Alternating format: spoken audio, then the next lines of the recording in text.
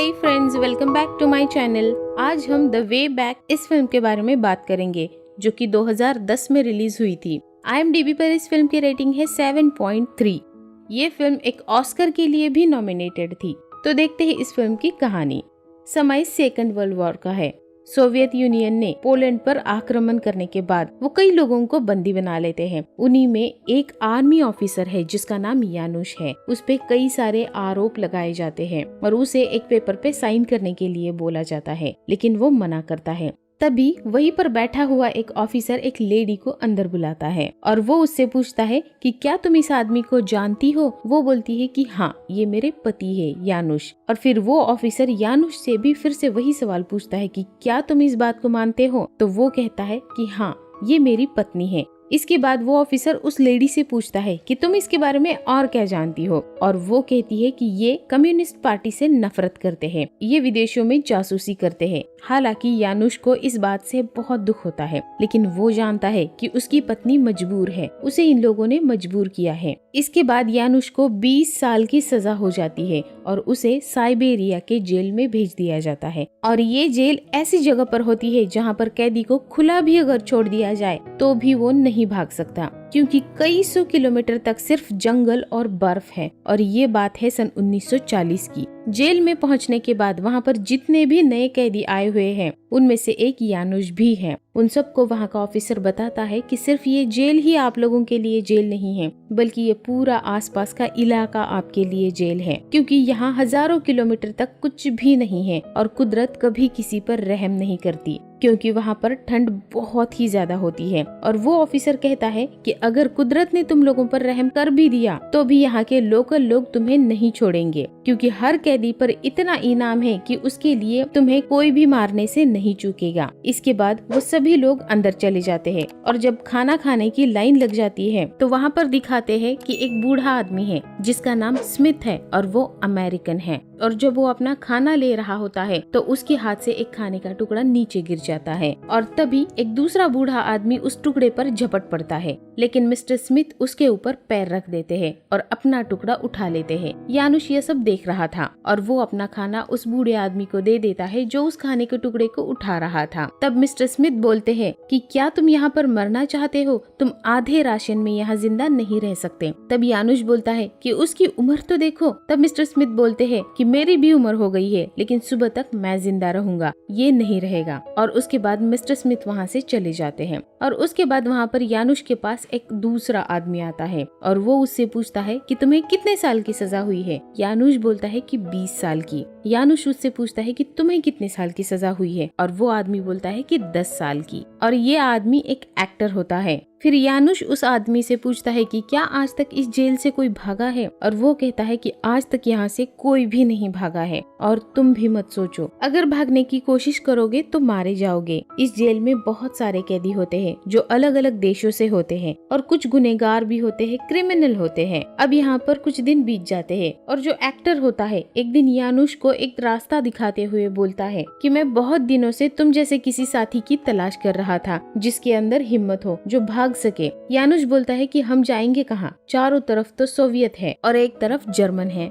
तब वो एक्टर कहता है कि हम दक्षिण की तरफ जा सकते हैं और बॉर्डर पार करके मंगोलिया पहुंच जाएंगे, लेकिन हमें सर्दियां खत्म होने का इंतजार करना पड़ेगा, क्योंकि अभी बहुत ज्यादा ठंड है। अगर हम यहाँ से निकल भी गए तो भी ठंड हमें मार देगी और हमें बहुत सारा खाना भी इकट्ठा करना पड़ेगा, क्योंकि ये सफर बहुत ज्यादा लंबा होने वाला है, क्योंकि मंगोलिया यहाँ से हजारों किलोमीटर दूर है। और इसके बाद ये दोनों खाना इकट्ठा करना शुरू कर देते हैं। यहाँ पर इस जेल में सभी लोग लकड़ी काटने का काम करते हैं। ये जंगल में जाते हैं और लकड़ी काटते हैं, फिर वापस आ जाते हैं। और ये सभी लोग एक बार वापस आ रहे थे तो बर्फ की हवाएं चलना शुरू हो जाती हैं और यहाँ पर इतनी ठंड होती है कि उन हवाओं से कुछ लोग वहीं पर मर जाते हैं। और वहाँ पर मिस्टर स्मिथ भी होते हैं। वो बोलते हैं कि हमें जंगल की तरफ जाना चाहिए, नहीं तो हम मर जाएंगे। लेकिन जेल का इंचार्ज मिस्टर स्मिथ की बात नहीं मानते, क्योंकि वो जानते हैं कि जंगल से कैदी भाग सकते हैं। तब मिस्टर स्मिथ अकेले ही जंगल की तरफ आगे बढ़ना शुरू करते हैं। तब उन लोगों का गार्ड मिस्टर स्मिथ स्मिथ को रोकने की कोशिश करता है और कहता है कि रुको वरना मैं शूट कर दूंगा, लेकिन वो नहीं रुकते। वो जानते हैं कि अगर मैं यहाँ रुका तो मैं मर जाऊंगा। इसके बाद उनका इंचार्ज बोलता है कि सभी लोग जंगल में चलो, और वो सभी लोग जंगल में चले जाते हैं और इस तरह से इन सब की जान बच जाती है। अगले दिन सभी लोगों को बुलाते हैं और एक लाइन में खड़ा कर देते हैं। उनका ऑफिसर आता है और मिस्टर स्मिथ को बुलाता है। वो कहता है कि तुम्हें बहुत ठंड लगती है ना,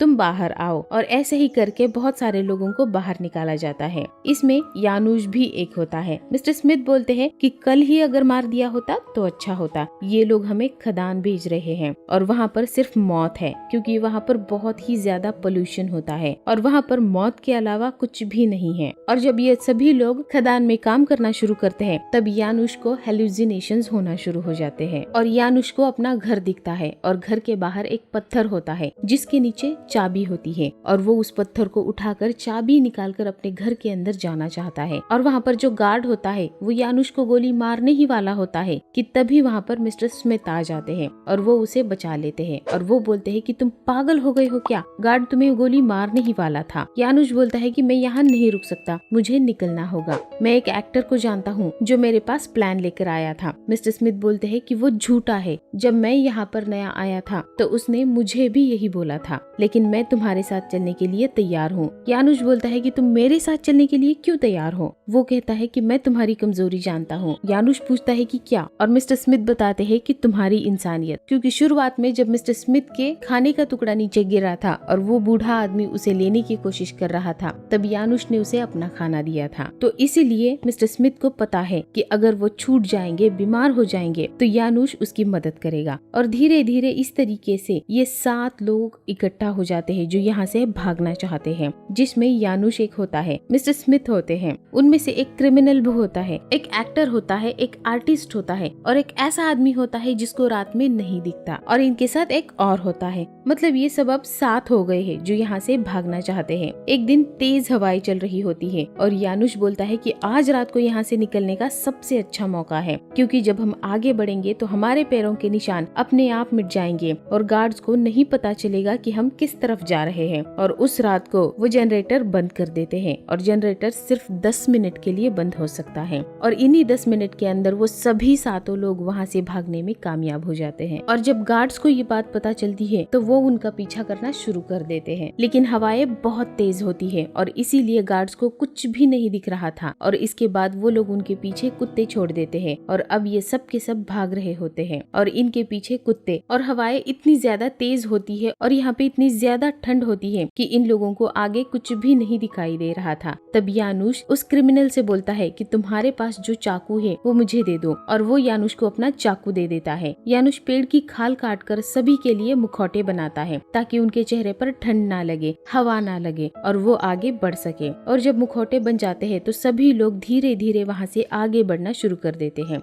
और पूरी रात चलते रहते हैं और अगली सुबह तक वो साइबेरिया के जेल से काफी दूर जाते हैं। और फिर सुबह देखते हैं कि इनके पास खाने के लिए क्या क्या चीजें हैं। उनके पास बस कुछ ही हफ्तों का राशन होता है और उनका सफर बहुत लंबा होता है। मिस्टर स्मिथ यानुश को बोलते हैं कि तुमने इस क्रिमिनल पर भरोसा करके अच्छा नहीं किया, क्योंकि वो बहुत ही क्रूर है। जेल में उसने एक आदमी को सिर्फ इसलिए मार दिया था क्योंकि उसे उसका स्वेटर चाहिए था। यानुश बोलता है कि उसके पास चाकू है और हमें उस चाकू की जरूरत होगी। अब वो आगे बढ़ना शुरू कर देते हैं। यानुश परछाई के जरिए इन लोगों को उनका रास्ता दिखा रहा था और ये लोग दक्षिण की तरफ आगे बढ़ रहे थे, क्योंकि इन लोगों को साइबेरिया का बॉर्डर पार करके मंगोलिया पहुंचना है, जो कि यहाँ से बहुत दूर है। अब रात होने वाली है और वो एक जगह पर बैठ जाते हैं और वो बोलते हैं कि हमें खाना चाहिए, नहीं तो हम मर जाएंगे। उनमें से एक बोलता है कि मैं जाल बिछा सकता हूँ, हम शिकार पकड़ लेते हैं। यानुश बोलता है कि नहीं, हमें लगातार आगे बढ़ना होगा, हम एक जगह पर नहीं रुक सकते, उतना वक्त हमारे पास नहीं है।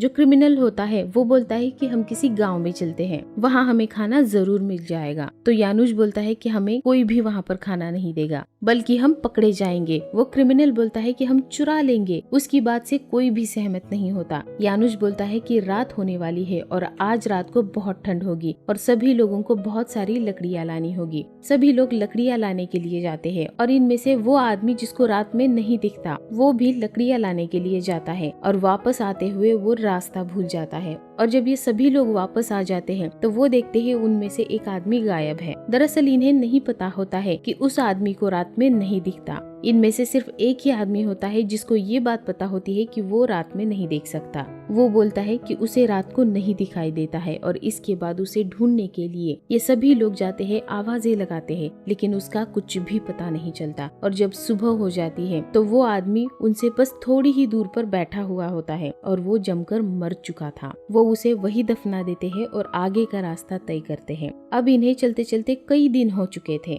और अब बर्फीला इलाका पीछे छूट चुका था। ये एक जंगल के रास्ते आगे बढ़ रहे होते हैं और एक दिन जब ये सभी लोग सो रहे होते हैं तो उन्हें कुछ जानवरों की आवाज आती है और जब ये उन आवाजों की तरफ जाते हैं तो वो देखते हैं कि कुछ भेड़ियों ने एक शिकार किया है और ये सभी लोग भागते हुए उसकी तरफ जाते हैं और सारे भेड़ियों को भगा देते हैं और उस शिकार को जानवरों की तरह खाते हैं क्योंकि ये लोग भूखे हैं। अगर ये लोग नहीं खाएंगे तो मर जाएंगे। इसके बाद यानुश ये तय करता है कि वो अकेला ही आगे जाकर रास्ता देखेगा क्योंकि सभी लोग चल नहीं सकते, उनके अंदर इतनी ताकत नहीं है। और यानुश वहाँ से निकल जाता है और वो जाने से पहले बोलता है कि अगर मैं 1 हफ्ते में नहीं लौटा तो आप समझ लेना कि मैं नहीं रहा। और यानुश आगे का सफर तय करना शुरू कर देता है। उसे बहुत तकलीफ होती है, वो भूखा है, कमजोर है और आगे बहुत लंबा रास्ता है, लेकिन यानुश चलता जाता है। यानुश को दोबारा से हेलुसिनेशन होना शुरू हो जाते हैं। उसे अपना घर दिखाई देता है, वो पत्थर भी जिसके नीचे चाबी है, लेकिन वो किसी तरह से अपने दोस्तों तक वापस पहुंच जाता है और वो उन्हें बताता है कि यहाँ से 3 दिन के रास्ते पर वो झील है जहाँ पर इन लोगों को पहुँचना है। और इतना बोलकर वो बेहोश हो जाता है। उसके बाद उसके दोस्त आग जलाते हैं और सुबह तक यानुश की तबीयत थोड़ी ठीक हो जाती है।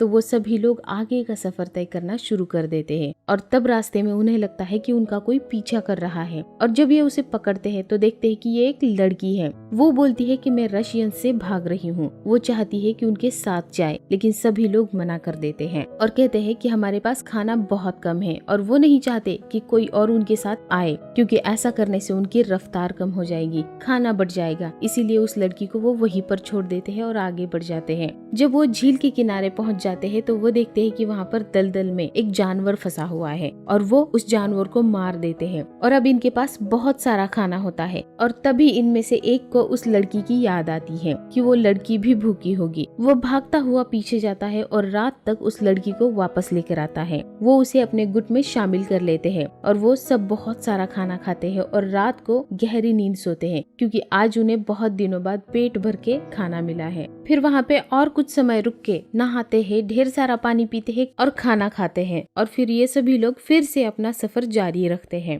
जो लड़की इनके साथ शामिल होती है ये शुरू में अपने बारे में काफी झूठ बोलती है, लेकिन बाद में सब कुछ सच सच बता देती है और ये इन सब के साथ काफी घुल मिल जाती है। और कुछ दिनों के बाद ये मंगोलिया के बॉर्डर पर पहुंच जाते हैं और अभी तक के सफर में इन लोगों को बहुत तकलीफें उठानी पड़ी थी। ये बहुत ही लंबा सफर था जिसमें इन्होंने बर्फ के पहाड़ पार किए, जंगल पार किए, पेट भरने के लिए कीड़े खाए, मरे हुए जानवर खाए और यहाँ तक कि उन्होंने कुत्ते को मारकर भी खाया। लेकिन सोवियत यूनियन और मंगोलिया का बॉर्डर पार करने से पहले इनके साथ जो रशियन क्रिमिनल होता है वो कहता है कि मैं यहीं पर रुकूंगा, तुम्हारे साथ आगे नहीं आना चाहता हूँ, और वो वहीं पर रुक जाता है। और इसके बाद ये 6 लोग बच जाते हैं और जब ये बॉर्डर पार करते हैं और मंगोलिया पहुँच जाते हैं तो वो देखते हैं कि गेट पर वहाँ पर स्टालिन का फोटो लगा हुआ होता है और वो समझ जाते हैं कि कम्युनिस्ट यहाँ पर भी पहुँच गए हैं। जिन लोगों से ये लोग भाग रहे थे अब यहाँ पर भी उन्हीं का राज है और वो वहाँ से आगे बढ़ जाते हैं और वो ये तय करते हैं कि पहले वो चाइना जाएंगे और चाइना से तिब्बत और फिर इंडिया जाएंगे क्योंकि इंडिया में ब्रिटिश का राज है और ये जानते हैं कि वहाँ पर ये लोग सेफ है। अभी तक ये कई महीनों से पैदल चल रहे होते हैं और ये 5,500 किलोमीटर का सफर तय कर चुके थे और ये अब इंडिया की तरफ बढ़ जाते हैं। और इंडिया के रास्ते में धूप, गर्मी, प्यास, बीहड़, रेगिस्तान ये सब कुछ है और इनकी हालत बहुत ज्यादा खराब है। वो डिहाइड्रेट हो चुके हैं और रास्ते में चलते चलते एक बार मिस्टर स्मिथ बोलते हैं कि वहाँ पर मुझे लगता है कि पानी होगा क्योंकि वहाँ पर पेड़ है, लेकिन यानुश बोलता है कि नहीं, हमें दक्षिण की तरफ जाना है और वो पूर्व है और ये सिर्फ एक भ्रम हो सकता है। मिस्टर स्मिथ उसकी बात नहीं मानते और वो बाकी 4 लोग भी उस तरफ आगे बढ़ने लगते हैं और यानुश को भी उनके साथ उस तरफ बढ़ना पड़ता है। और जब ये लोग वहाँ पर पहुँच जाते हैं तो वहाँ पे सच में कुआं होता है। ये बहुत सारा पानी पीते हैं और ये लोग चाहते हैं कि कुछ दिन यहीं पर रुका जाए, लेकिन यानुश कहता है कि ऐसा नहीं करना चाहिए हमें, क्योंकि अगर ये लोग यहाँ पर रुक जाएंगे तो ये लोग भूख से और भी ज्यादा कमजोर हो जाएंगे और फिर यहाँ से आगे का सफर तय करना और मुश्किल हो जाएगा। इनमें से 2 लोग बोलते हैं कि हमें नहीं लगता कि हम ये सफर तय कर पाएंगे, क्योंकि उनकी बॉडी बहुत कमजोर हो चुकी है। लेकिन यानुश बोलता है कि हमें आगे का सफर तय करना होगा। और अगले दिन ये बहुत सारा पानी पीते हैं, जितना पानी अपने साथ ले सकते हैं लेते हैं, और ये सभी लोग इंडिया की तरफ आगे बढ़ना शुरू कर देते हैं। आगे बहुत लंबा रेगिस्तान है, जहाँ इन्हें रेगिस्तान के तूफानों का सामना करना पड़ता है। और इनके साथ जो लड़की होती है वो एक बार फिर से गिर जाती है,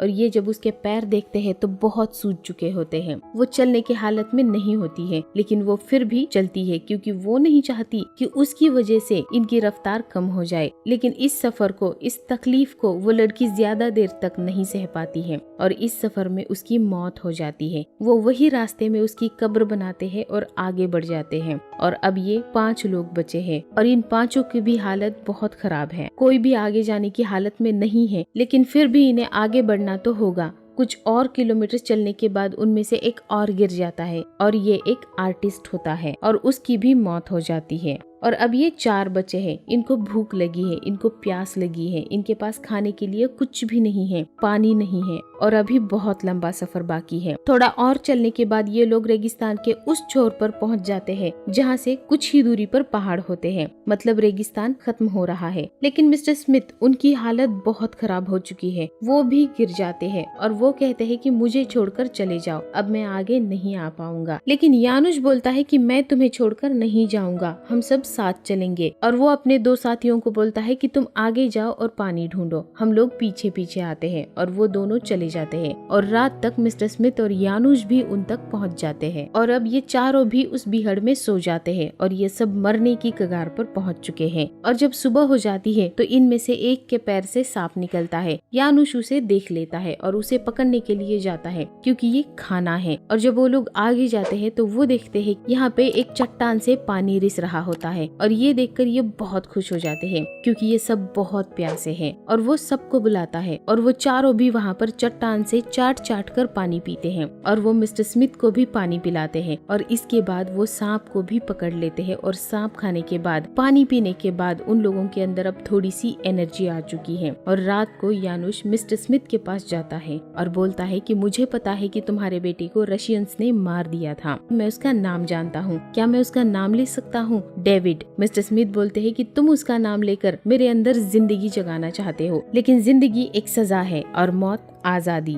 यानुश बोलता है कि तुमने अपनी जान क्यों नहीं दी? मिस्टर स्मिथ बोलते हैं कि जिंदा रहकर मैं अपने आप को सजा दे रहा था। अपने बेटे को रशिया मैं ही लेकर आया था और रशियंस ने हमें पकड़ लिया और मेरे बेटे को मेरे खिलाफ गवाही देने के लिए मजबूर कर दिया, पर उसने मजबूरी में मेरे खिलाफ गवाही दी। उसके बाद उन्होंने मेरे बेटे को मार दिया, जिस तरह से तुम्हारी बीवी को तुम्हारे खिलाफ गवाही देने के लिए मजबूर किया था। यानुश बोलता है कि मेरी बीवी जिंदा है, मैं जानता हूँ वो मरी नहीं है और मैं नहीं चाहता हूँ कि वो भी तुम्हारी तरफ पश्चाताप करे, इसीलिए मैं उसे मिलना चाहता हूँ। और मैं जानता हूँ जब उसने मेरे खिलाफ गवाही दी है उसके लिए वो खुद को दोषी समझ रही होगी, जिस तरह से तुम समझते हो, इसीलिए मैं किसी भी हालत में उसे मिलना चाहता हूँ। और फिर अगली सुबह वो चारों निकल पड़ते हैं और फिर कई 100 किलोमीटर का सफर तय करने के बाद the great wall of China तक ये चारों पहुँच जाते हैं। लेकिन वो चाइना नहीं रुक सकते, क्योंकि चाइना और जापान के बीच में वॉर चल रहा है, इसीलिए वो तिब्बत की तरफ आगे बढ़ जाते हैं और एक बार फिर उनके सामने बर्फ के पहाड़ आ जाते हैं। लेकिन वो तिब्बत तक पहुंच जाते हैं और तिब्बत के लोग उनका स्वागत करते हैं, खाना देते हैं और वो बोलते हैं कि यहाँ से इंडिया जाने के लिए सिक्किम से एक रास्ता है, लेकिन अभी सर्दियों का टाइम है और अगर तूफान आया तो तुम फंस जाओगे, फिलहाल तुम यही रुको, जब मौसम बदल जाएगा तब चले जाना, तब तक हमारे लोग तुम्हारा ध्यान रखेंगे। यानुश बोलता है कि मैं यहाँ पर नहीं रुक सकता, मुझे आगे जाना होगा, अगर हम एक बार यहाँ रुक गए तो हम थक जाएंगे, हम आगे नहीं जा पाएंगे। मिस्टर स्मिथ बोलते हैं कि मैं चाइना जाऊंगा, मुझे पता चला है कि वहाँ पर यूएस मिलिट्री का प्रोग्राम चालू है और मैं वहाँ से सीधे अमेरिका जा सकता हूँ, क्योंकि मिस्टर स्मिथ अमेरिकन है। और रात को वो सभी लोग वहीं पर सो जाते हैं और सुबह यानुश और उसके 2 साथी निकल जाते हैं और मिस्टर स्मिथ वहीं पर रुक जाते हैं। अब कई पहाड़ों को पार करने के बाद फाइनली ये तीनों इंडिया पहुंच जाते हैं और इंडिया में इनका बहुत अच्छे से स्वागत होता है। इंडिया पहुंचने के लिए इन्होंने 6400 किलोमीटर का सफर तय किया था। ये कई महीनों से पैदल चल रहे थे। मौत से लड़के ये इंडिया पहुंच चुके थे और अब सबका सफर खत्म हो जाता है, लेकिन यानुश का नहीं, क्योंकि पोलैंड अभी भी कम्युनिस्ट के अंदर है, वो उनके कब्जे में है। लेकिन यानुश अगले 50 साल तक अपने घर नहीं जा पाया। वो देश विदेश में घूमता रहा, क्योंकि अगर वो पोलैंड जाता तो उसे दोबारा पकड़ लिया जाता। और जब 1989 को पोलैंड आजाद हुआ, उसके बाद यानुश अपने घर जाता है और कहानी के अंत में वही सीन दिखाया जाता है जो बार बार यानुश को हेलुसिनेशन में दिख रहा था। यानुश बूढ़ा हो चुका है और वो चाबी लेके दरवाजा खोलता है और अंदर जाता है, जहाँ पर उसकी बीवी होती है, वो भी बूढ़ी हो चुकी है। वो उससे मिलता है और दोनों एक दूसरे के गले लगकर रोना शुरू कर देते हैं और इसी के साथ ये कहानी यहाँ पर खत्म हो जाती है। ये पूरी कहानी 1939 की थी, जब सेकंड वर्ल्ड वॉर चल रहा था। तो आपको इस फिल्म की कहानी कैसी लगी कमेंट करके जरूर बताइए। वीडियो को लाइक करिए, चैनल को सब्सक्राइब करिए और अपने दोस्तों के साथ शेयर भी करिए। And finally thanks for watching. Bye bye.